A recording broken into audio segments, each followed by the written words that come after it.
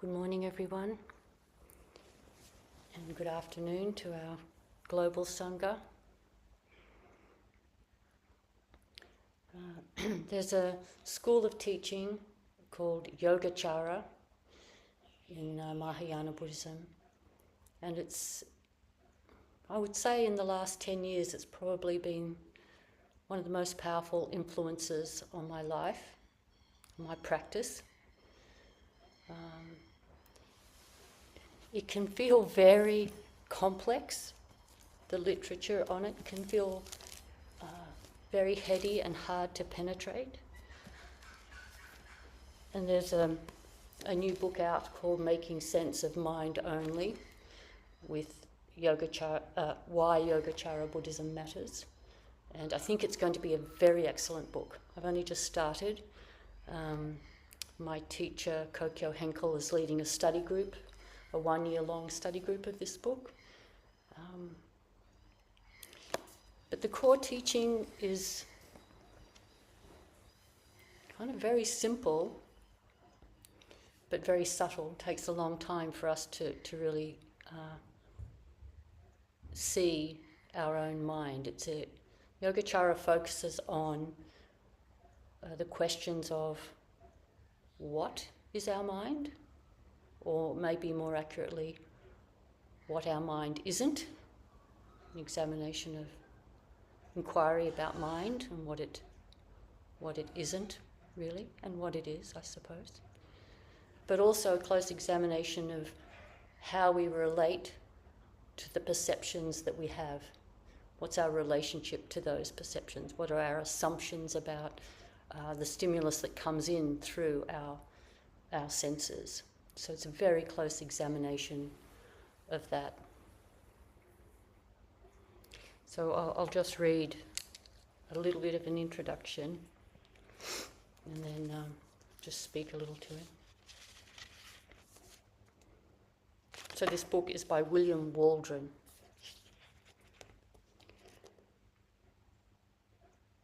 The Yogacara school, the yoga practice school, yoga means unity, is one of the main schools of classical Indian Mahayana Buddhism. It developed between the 2nd and 5th centuries of the Common Era, some 800 years after the time of the Buddha, and its teachings were highly influential in later forms of Buddhism in India, Nepal, Tibet, China, Korea, Japan, and Vietnam.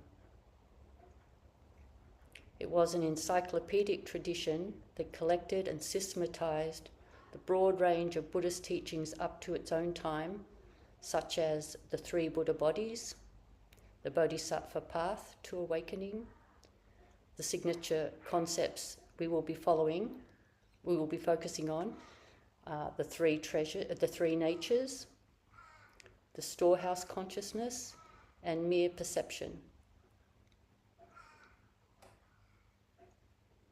Its strong emphasis on how our minds operate lend it to also being called the consciousness school, or the mind-only tradition, Chittamatra. Its core cognitive concepts, storehouse consciousness and mere perception. And that's really what I want to focus on today, is just a little bit of an introduction into this idea of mere perception.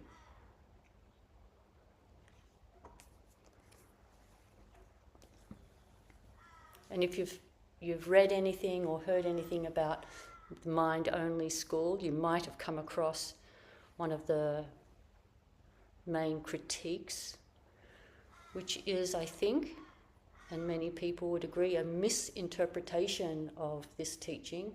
So in case it's on your mind, the misunderstanding is that this term mind only or consciousness only could refer to a kind of idealism that there is nothing out there, there's just a mind having experiences, and that we're just creating experiences and there's no world. But it doesn't really take too long to look at that closely and go, well, if that is the case, besides the fact that it's sort of very egocentric and sort of solipsistic to think that there's no world of any sort, there's just inventions in my head. If we look at that a little bit closely, then we have to ask, well, what is this head that's inventing the world? And then straight away we're thrown back into some kind of thing. So we won't really go down that path right now. I just wanted to mention it just in case it's something that you've come across. Really, I like what J. Garfield says, that it's the term mind only or consciousness only. In a way, it's more of an instruction that the only way in which we experience the world is through our mind. And in that sense, the only thing that we need to really examine closely is our mind. That examining our mind really closely, checking out all of its assumptions as best as we're able, is really the path to wisdom. Because when we have a mind that is wholesome, then the things that we say with our mouth and do with our hands and legs will also be wholesome, generally speaking.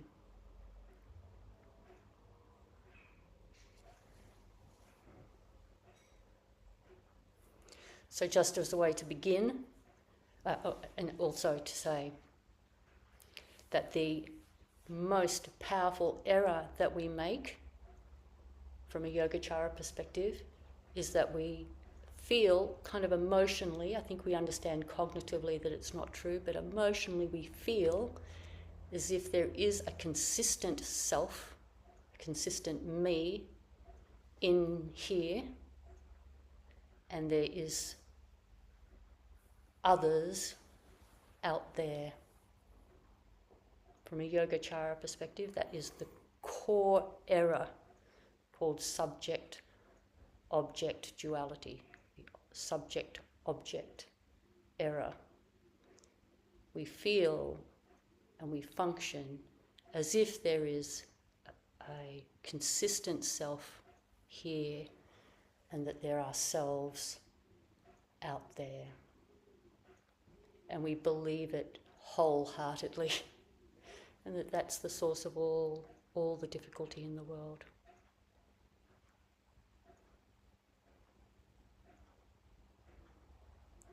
And of course, on a practical level, it's very useful to think of ourselves as a consistent self and to think of others as consistent. It does have its practical application, practical function. So we're not in any way saying try to do away with it completely. It's more like think it but don't believe it. Think it but don't believe it. Just know there's a whole lot more that's actually more accurate than this relative convention that I am here and you are there. So I just wanted to sort of talk a little about ways to look at dismantling that sort of emotional way in which we tend to be in the world.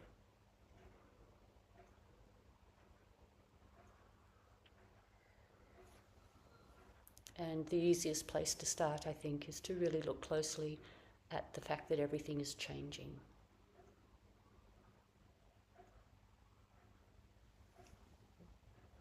Day by day, week by week, year by year, moment by moment, we are changing. And we can see our physical changes, they're fairly self-evident, our physical changes. But we change, our intellect is changing, our emotional experience is changing. We are really very different as we grow older. We're really very different to what we were as a child.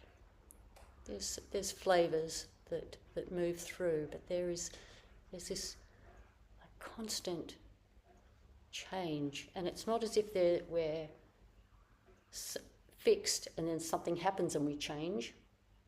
It's a never-ending process of continual, unending movement. There's this flow that is always happening, like always happening to ourselves and to everyone else and to everything in the environment, all the time. It's really good to look closely and sit in Zazen and just contemplate this non-stop flowing, this movement, never-ending movement of everything all the time. It's not episodic. It's constant. It's really good to sit with this constant flow of everything all the time. So that's a sort of a first contemplation that's not hard to work with. And keep bringing it to mind over and over and over. One of the effects, quite obviously, you could say one of the effects is when we get a little bit hooked by, say, something someone has said. Two things that tend to happen is in that moment when someone says something maybe unkind to us, in that moment, we suddenly become very static and fixed, and in our mind they become static and fixed. Just in that moment when someone says, "You're just an arrogant fool," or something like that. And someone says something like that. Right in that moment, I'm sure all of us have had that experienced. Or maybe, in traffic, when somebody shouts at you, in that moment we suddenly feel extremely there, extremely real, and they seem extremely real. Right in that moment, rather than having a strong reaction, we can remind ourselves, already 1 second later, things have changed. Already, just in a second. They're not the same, I'm not the same.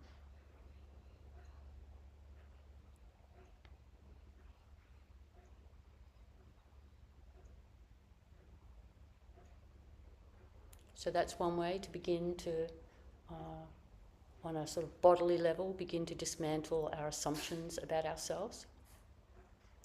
And then another way is to think about the relationships between things.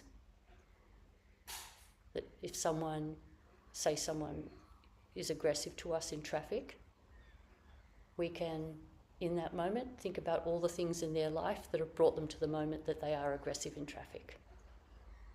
What their parents were like, what their job is like, what just happened to them an hour ago, whether they've drunk too much coffee, all the things that might have happened that are causing them to be aggressive to us in that moment.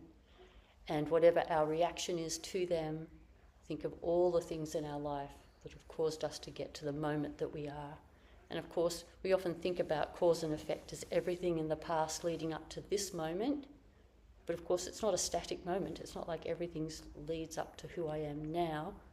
Already a second later, it's shifting again. And everything we're saying or doing is going to be influencing everybody around us and shifting them. So if someone's aggressive to us in traffic, how we react to them will influence whether they're aggressive in traffic again in the next 5 minutes or the next day. Or we might react in a way and they stop being aggressive in traffic altogether. Or maybe they only did it once because something had just really happened to them. And they just didn't have they were at their threshold. And we were driving kind of slowly and vaguely or something. It was just too much for them.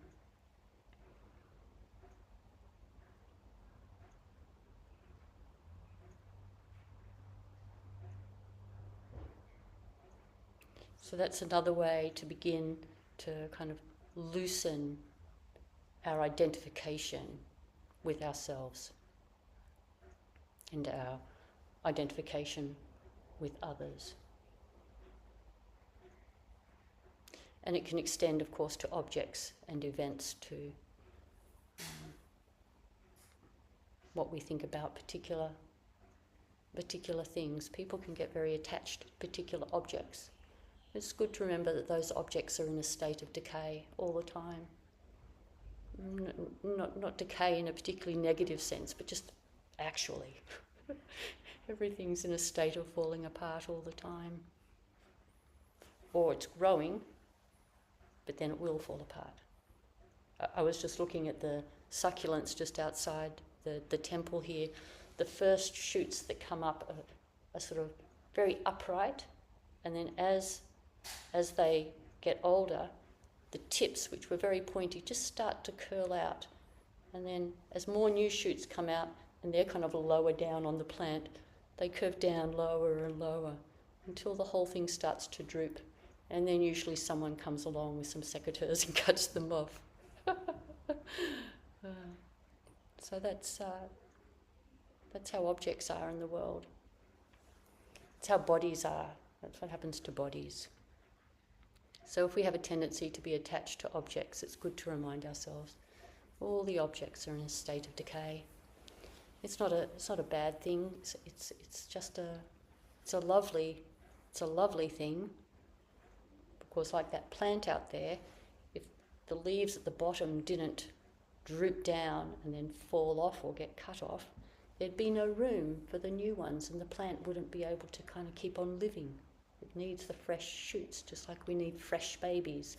And we need the old people to die, so the fresh babies have got space. It's just the natural way.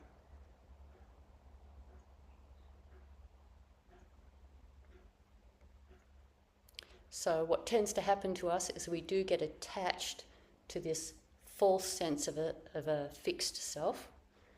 And in that attachment to that self, because it's not real, it's just conventionally useful, but it's not actually real, we have to put effort every single day to reinvent it. We have to reinvent it over and over and over. We have to remind ourselves, oh, I am this person and I am doing these things. And these are my good qualities. And if you're the sort of person inclined to be self-critical, and these are all my bad qualities. These are all the things I've done wrong. This is the burden that I carry on my back of all the errors that I've made. Or aren't I am just so amazing. Look at all my trophies. And everything in between. I'm just average. However we are. I'm just totally ordinary. I'm just totally average. Whatever the story is, we have to keep retelling it. It's actually quite tiring to retell a story that's not essentially true. In essence, it's not true, so it takes work to retell it. And depending on the sort of story we tell ourselves, it can be extremely exhausting, extremely stressful. Well, maybe not so much so if we're fortunate enough to be have a fairly happy, stable self-image, then the story we tell ourselves is probably quite pleasant and not too exhausting. But either way, we should still remember, even if we've got great mental health and have been gifted with a good life, not too much trauma, just enough to make life interesting. Either way, you've got to have some to make it interesting. Either way, it's good to remember that none of it is actually so. In the end, it's not actually so.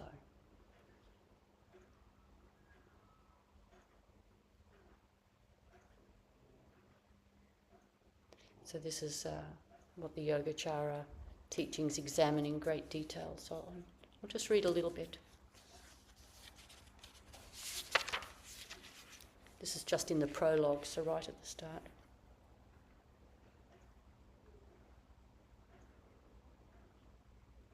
We know that things are constantly changing, including our experiences and our sense of who we are. And at some intuitive level, we sense that something about this idea of self is not quite right. For such an abstract and reified sense of self to remain plausible in the face of our embodied, transient lives, it needs to be continually reconstructed and reinforced, both conceptually and emotionally, and thus becomes a constant source of stress and anxiety. Attachments to things that are constructed and constantly changing evokes a range of emotional disturbances that Buddhists call affective obscurations. So that's affected. Affect being sort of like our emotions, affected obscurations, because they obscure the dynamic, constructed nature of who we are. So here it uses the word dynamic, which I think is nice. It's a dynamic, flowing interdependent relationship of everything, where we can, and this is the emptiness teachings, where we can't find an actual boundary. When we look really closely, there's no boundary. So there can be no enemy.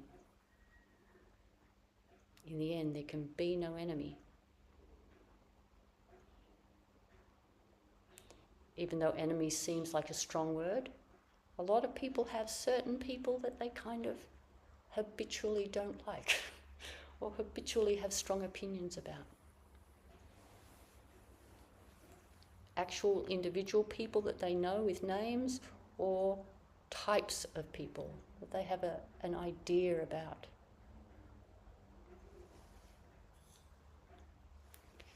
But it is an affective obscuration to what's really there. What's really there is a sort of an interconnected web of which we are an intimate part. And we can't even talk about it properly, because we say that we're part of it, but of course we don't exist, as I like to often talk about. We are made of everything other than ourselves. And all the things that make us are made of everything other than themselves. So there's nowhere to actually land. So just continuing on. These obscurations account for much of the power our perceptions and projections hold over us, though we often don't notice it. We readily imagine that the rustling in the leaves means that there really is something menacing out there, or that the people and objects we encounter in life really do possess the properties we imagine they do. Instead of recognizing that our perception of such objects, that's in sort of in inverted commas, is inextricably tied to our emotional valiances, our own presuppositions and projections, we imagine they exist truly and wholly separate from us. Our perceptions and all we project upon them take on an independence of their own, one that we readily reify, objectify, and appropriate. These two are some of the consequences of the two obscurations, the cognitive and the affective, that arise and reinforce the split between reified subjects and objectified entities. And this paragraph here that I'm about to read, in a way, captures the basic teaching of the Yogacara school. This sense of separation from the world, of being a subject sitting inside here, looking at objects outside there, is what philosopher Daniel Dennett dubs the Cartesian theatre. Yogacara Buddhists call it the subject-object duality. This sense of separation prevents us from appreciating our embodied existence, inspires endless anxiety about our identities, and exacerbates all kinds of internal and external conflicts. In the Yogacara view, it is the core cognitive fault that keeps us bound to destructive and self-defeating behavioural patterns. And this core cognitive fault, you could just say, is believing we exist. Of course, if we believe we exist, we believe you exist. And we're in trouble straight away. And we're speaking from an essential level. Obviously, on a conventional level, if someone's fallen over, you don't say you don't exist, I don't need to help you up. It's not what we say. We help you up when someone falls over. We feed children. We don't say, oh, your hunger is just in your mind. We feed them. But we can, with really a mature practice, at the same time hold that I am not different to you. There is no real boundary between me and you.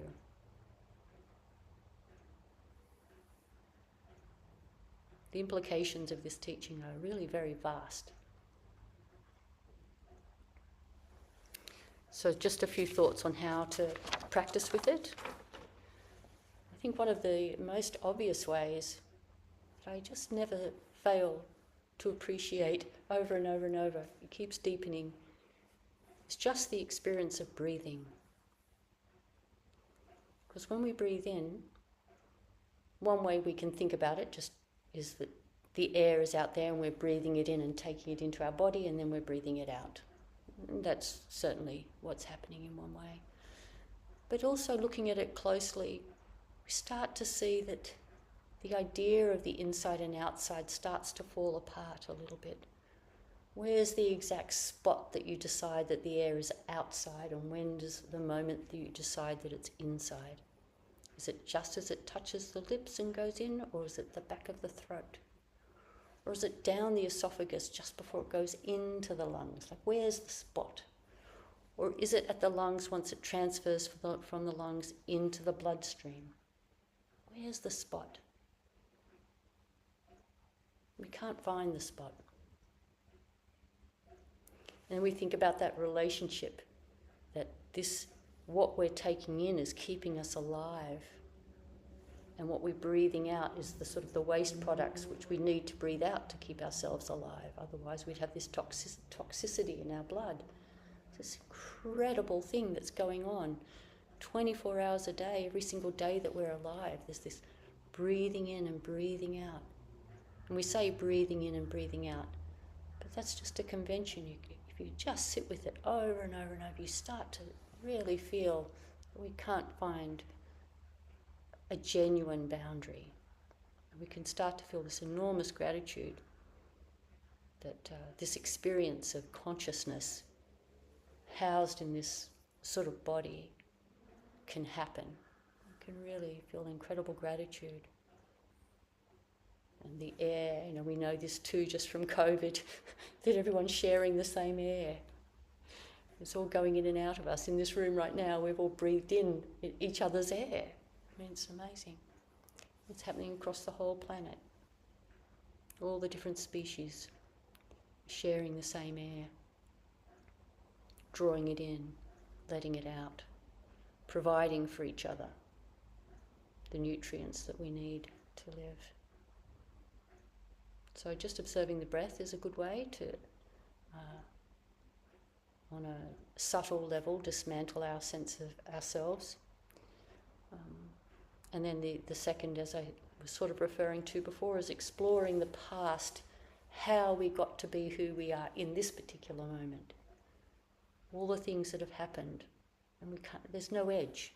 It's like Indra's net, sort of net where every joint of the net is a jewel that's multifaceted and reflects everything.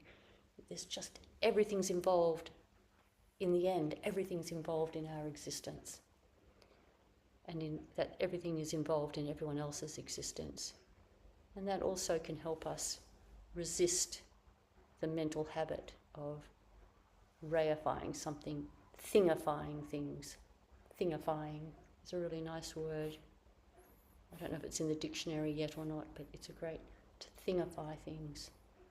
And we say things, but it's just convention. We thingify. So remembering that everything is creating everything, and that there's no end to that process. It's not like everything's brought me to who I am now, and now I'm here. It's just keeping on going.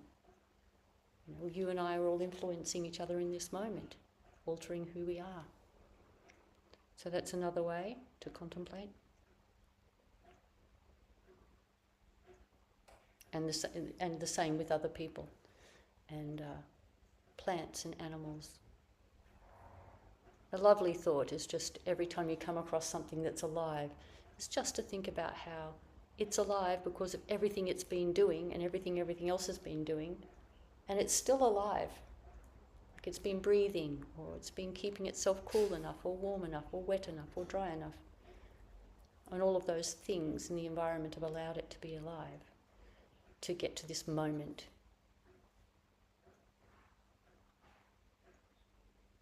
And we can observe change, we can just keep observing how things change. It's very nice every week coming here to the temple. We're only here once a week, and every week we come here. It's just changed. New things have been put up for the next kind of event that's happening. Some weeding's been done, some potted plants have been shifted. something's been cleaned, something more has been built, something started to sag. Every week there's just little changes. So just getting in the practice of observing change. Because we can have a tendency to have our eyes just a little bit glazed. We're just not observing very much. We're assuming, oh, I know this place, it's just the temple. Or I know this place, it's just my house. But it's good to look at it with fresh eyes every single moment if we can.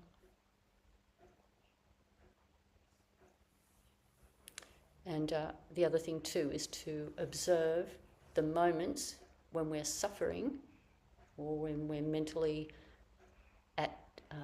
feeling not at ease, to look at that closely. When we're feeling dysregulated in some way, we're not at ease, to look at it and go, oh, in what ways am I reifying, thingifying myself, or reifying or thingifying somebody else or some event, holding it sort of static. Often people hold things sort of static in time. Something happened and they rethink over that particular thing as if it's somehow locked in time. It's gone, it's finished. Its influence is still vibrating, but the event is over. So noticing in ourselves when we're falling into object-subject duality. Right, I think I'll finish there. I was going to talk about Nanchuan's cat, the koan, but I'll leave that for another day.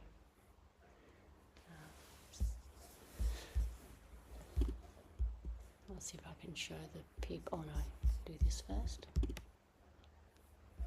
There we go. Right. So would anyone like to comment or ask a question?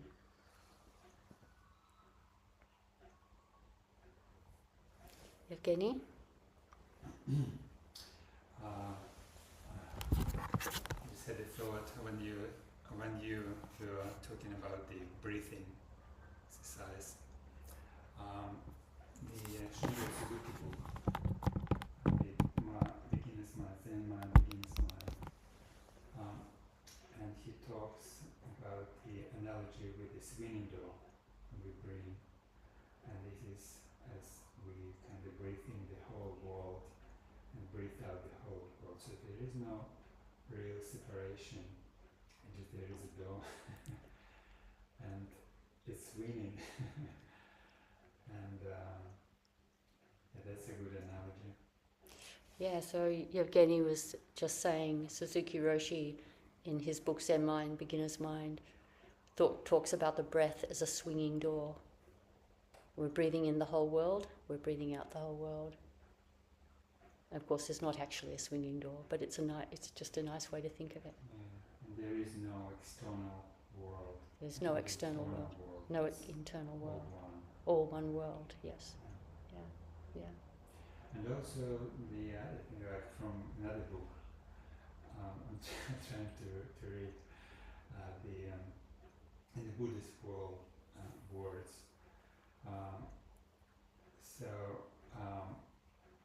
The Buddha actually talks about all phenomena, including perceptions. So, like if we look at the impermanence perspective, like they all have cycles. Like they appear, and because they appear, they disappear, and the same we can look at the perception, and they are not permanent. Yeah. So like there is no point to hold on them like very strongly, and this is the cause of suffering. Like when we hold on to them, like when our grip is too tight. Yeah. So yeah, like that's important to realize, not mentally, not intellectually, but actually. Yeah. So that would be tremendous help. So I know online you can't hear. I think, could you not hear? You couldn't hear what? No. But that's okay. It's okay just to sit there. Yeah, it's okay just to sit there. But I am thinking the cogs are slowly turning about how to set up a microphone. So that it is in my mind. This is not my area of strength. Maybe someone here might be able to take that on so that we can have a microphone or something so that it's easier for people. Because things that people say in the Zendo are really lovely. Like people in the Zendo can hear the people online, so that direction goes fine, but the other direction doesn't. But it's okay. It's an imperfect world. It's nice to see you, Margaret, by the way. I've been wondering how you are. Good to see you. Oh, you're on mute.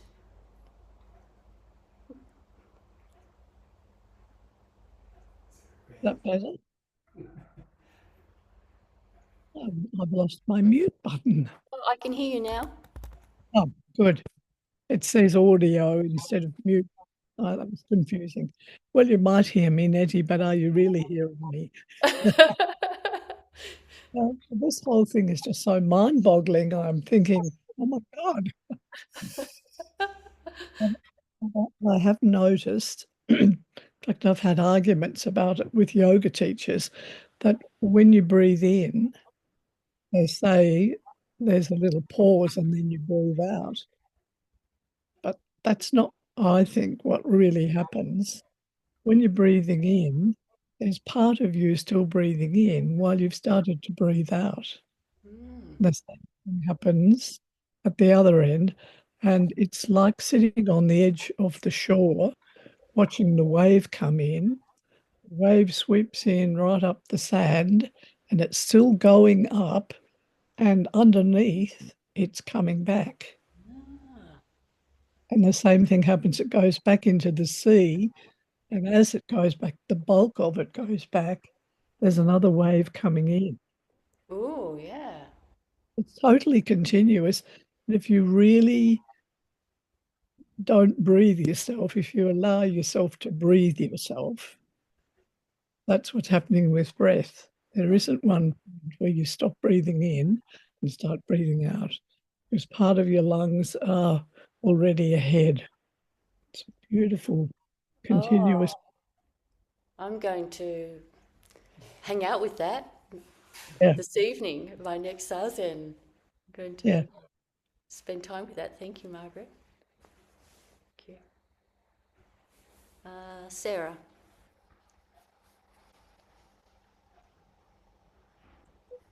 Thank you. Since you're talking about Yogacara Buddhism, I thought it would be nice to share this book called Silent Illumination by Chan Master Guogu. We've been reading it at the Santa Cruz Zen Center, and in it, so Silent Illumination that Guogu is a master in. He does a lot with poetry by Hung Zhi, which there's books by Taigen Dan Leighton, Cultivating the Empty Field. So Wogu is basically looking at Hung Zhi's writings. But I thought it would be interesting to share that. So in Yogacara, they talk about these mental factors, and Hung Zhi refers to these as well. These are like feeling tones, and Hung Zhi calls them dust-like intentions. Dust-like intentions. Oh. And so then it says here that if we expose and loosen our grasp on these feeling tones or dust-like intentions, we will not be affected by the objects of our experiencing either, because we no longer experience subject and object as separate, even when we fully engage with the world. And so, if it's okay, it's not that long. This is Hung Zhi. And his writing, I think, is really amazing and interesting. So Hung Zhi writes, silent and still, abiding in itself, this suchness is apart from conditioning. Its luminosity is vast and spacious, without any dust. Directly, delusion is thoroughly relinquished. Arriving at this fundamental place, you realize that it is not something newly acquired today. Though it is like this, it must be actualized. To actualize it in this moment is to simply not allow a single thing to arise, a single speck of dust to cover it. Be spaciousness and completely clear, and don't engage with dust-like intentions. Dissolve your concerns. Just take a backward step and open your grasping hands. So that's all. Thank you. I like that dust-like intentions. Yeah.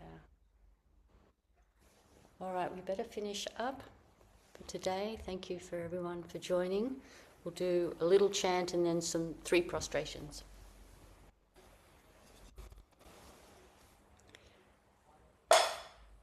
Beings are numberless. I vow to save them. Delusions are inexhaustible. I vow to end them. Dharma gates are boundless. I vow to enter them. Buddha's way is unsurpassable. I vow to become it.